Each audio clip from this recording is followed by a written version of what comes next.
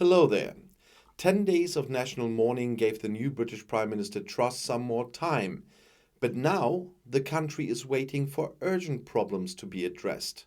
And as you all know watching my videos, there are quite a few of them. While the Queen was buried in rural Windsor on Monday evening, the first Britons in London had had enough of the spectacle. In Fitzrovia, a district a little off the centre, little was heard of the state funeral. And some passers-by thought that 10 days of mourning and tradition were enough, at least they told that to German agencies. We have to move on, says one, and he says life goes on. A motto that the Queen would probably have signed as well, who loved the British so much for exactly this discipline. And others also think it's appropriate for the country to return to normality after the state funeral. 10 days of almost monothematic royal sprinkling. That was too one-sided.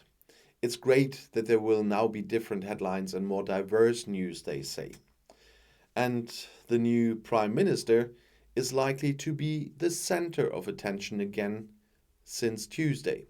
After all, Liz Truss has a pretty tough task ahead of her, referring always to the state of the British economy.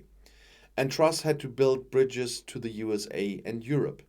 Truss has been in office less than 3 days when the Queen died. Parliament paused and the country all over came to a standstill, while inflation caused food and energy prices to continue to climb and warnings of bankruptcies were piling up. Truss had announced an aid package of up to £150 billion, but it is still unclear how this will be financed.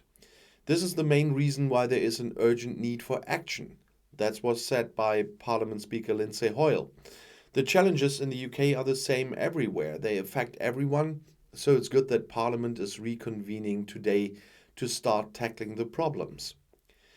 Economy Secretary Jacob Rees-Mogg plans to announce later this week how companies will be helped. And Chancellor of the Exchequer Kwasi Kwarteng wants to present a corresponding emergency budget. The new Health Minister Therese Coffey wants to present her plan for the ailing health system. Because the NHS, the National Health Service, with its overcrowded emergency rooms and endless waiting times, is the next problem child. Truss herself wants to fly to the UN General Assembly in New York, as I said this morning in my first video. The Northern Ireland Protocol could also play a role there. Truss considers cutting parts to the annoyance of the contractors.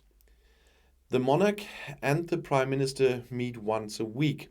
But the royals will mourn for another 7 days, and then they continue with tradition.